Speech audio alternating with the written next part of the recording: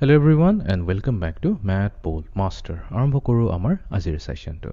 তো class 7 chapter number 4 simple ইকুৱেশ্যনত আমি lesson number 2 equation কেনেকা ফৰ্ম কৰে এডিশন, মাল্টিপ্লিকেশ্যন, ডিভিজন এইবোৰ আমি শিকিলোঁ। তো আজি আমি কি কৰিম এটা প্ৰেক্টিছ প্ৰব্লেম সলভ কৰিম য'ত আমি মাল্টিপ্লিকেশ্যন আৰু ডিভিজন ইকুৱেশ্যন কেনেকা কৰে ওৱান ষ্টেপ ইকুৱেশ্যন সলভ কৰে আমি সেইটোৰ ওপৰত কেইটামান প্ৰব্লেম সলভ কৰিম। So let us begin. First question, yamak dise solve the equation 2e equals to 2. Tenehole e value ki hobo? E equals to ki hobo? So 2e equals to 2. Yate ki hoise? E logot ki multiply hoise? 2e because atu ami hikisilu je jetia 2e buli ko koy twice e buli ko koy এটো actually হৈছে 2 multiply two ই বা কেতিয়াবা আমি 2.e লিখো বাট generally আমি এনেকা avoid কৰো লিখাটো বিকজ এটো এক্স টাইপ হৈ যাব পাৰে এটো আকৌ ডেসিমেল টাইপ লাগিব পাৰে সেইকাৰণে আমি এনেকা লিখাটো এভয়েড কৰো তো আমি কাৰণে আমি কি কৰো কম্বাইন কৰি পেলাই 2e বুলি কৈ লিখো তো তাৰ মানে কি একচুয়ালি 2 মাল্টিপ্লাই হৈছে আমাৰ এই ই লগত আৰু আমি তো জানো সলিউশন ওলাবৰ কাৰণে আমি কি কৰিব লাগিব এই ই লগত জিয়ে থাকে প্লাস হৈ থাকে মাইনাস হৈ থাকে মাল্টিপ্লাই ডিভাইড এইবোৰ গুছাব লাগিব তো তাৰ মানে আমাৰ ইয়াতে মেইন অবজেক্টিভটো হৈছে এই 2 টোক কিবা কৰি গুছাব লাগিব তো যেহেতু 2 ই লগত মাল্টিপ্লাই হৈছে হেতুৱে ট্ৰিক হয় যদি মাল্টিপ্লাই হৈ আছে আমি কি কৰিব লাগিব 2 ৰে ডিভাইড কৰিব লাগিব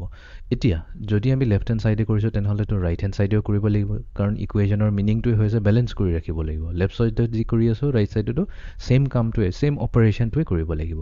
ওকে এতিয়া কি হ'ব 2 আৰু 2 কেনসেল হৈ যাব বিকজ 2 এ 2 ডিভাইড কৰি আছে তো থাকিল কি অকল ই থাকিলে সো ই ইকুৱেলছ টু আৰু ইফালে আছে 2 ডিভাইডেড বাই 2 2 যদি 2 ৰে ডিভাইড কৰো কি পাম 1 পাম তো তাৰ মানে আমাৰ ই হ'ব equals to 1 okay next question 6 equals to k by 9 okay এতিয়া আমি এটা কাম কৰো k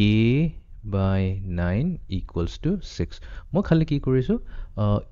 উল্টা কৰি লিখিছো উল্টা কৰি মানে k by 9 টো একচুয়ালি ইকুৱেলৰ ৰাইট সাইডে আছে বাট আমি কি কৰিছো এটো লেফট সাইডে লিখি লৈছো আৰু যোনটো লেফট সাইড আছিল 6 এটো ৰাইট সাইডে লৈ লৈ এটো কৰিব পাৰি কোনো প্ৰবলেম নাই এতিয়া k ডিভাইডেড বাই 9 হৈ আছে তো ট্ৰিকটো কি হ'ব যদি ডিভাইডেড বাই 9 হৈ আছে তেনে হলে আমি কি কৰিব লাগিব 9 এৰে মাল্টিপ্লাই কৰিব লাগিব both sides 9 এৰে মাল্টিপ্লাই কৰিব লাগিব both sides এতিয়া এটা বস্তু নোটিস কৰিছা মই ইয়াতে আকৌ প্ৰথমতে 9 মাল্টিপ্লাই কৰিলো এবাৰ আকৌ ৰাইট হ্যান্ড সাইডে 9 টো পিছত মাল্টিপ্লাই কৰিছো এটো কৰিব পাৰে বিকজ আমাৰ মাল্টিপ্লিকেশনৰ এটা প্ৰপাৰ্টি আছে যোনটো অলৰেডি শিকি থৈছো যোনটোক আমি কমিউটেটিভ প্ৰপাৰ্টি বুলি কওঁ তাৰ মানে দুটা নম্বৰ যদি আছে a আৰু b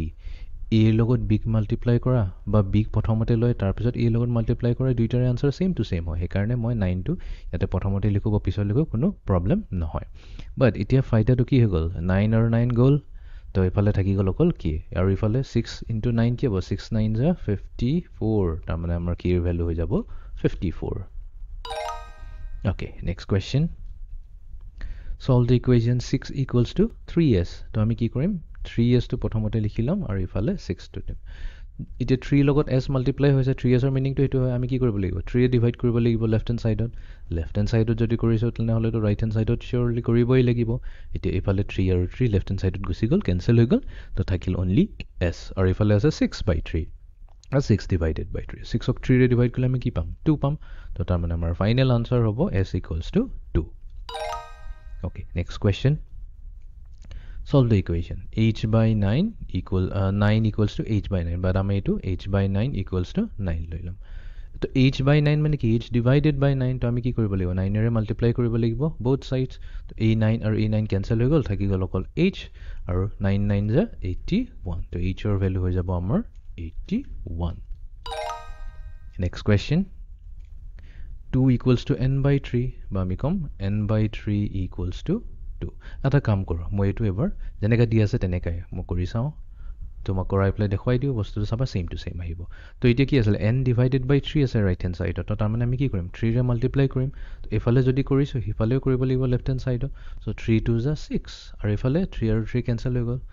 n so 6 equals to n বা আমি n equals to 6 কো কথাটো একেই হৈ যায় তো তাৰ মানে আমাৰ n ৰ ভ্যালু হৈ যাব 6 next question 9a equals to 81 তো 9a equals to 81 9a equals to 81 মানে কি a লগত মাল্টিপ্লাই হৈছে 9 বাট এটো গুছাব লাগিব কি কৰিম 9 এৰে ডিভাইড কৰি দিম ওকে 9 and 9 গল ইফালে গল a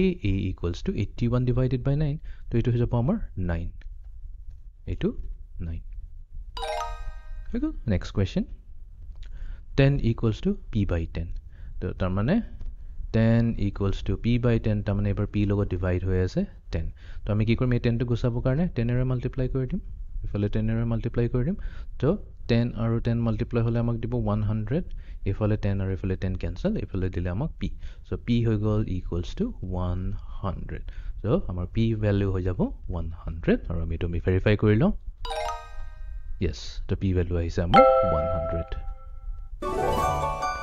তো এইটো আছিল আমাৰ আজি সেশনটো তো আমি কৰিলো one step multiplication and division equation তো আজি সেশনটো এখিনতে সমাপ্ত কৰিলো see you in the next session thank you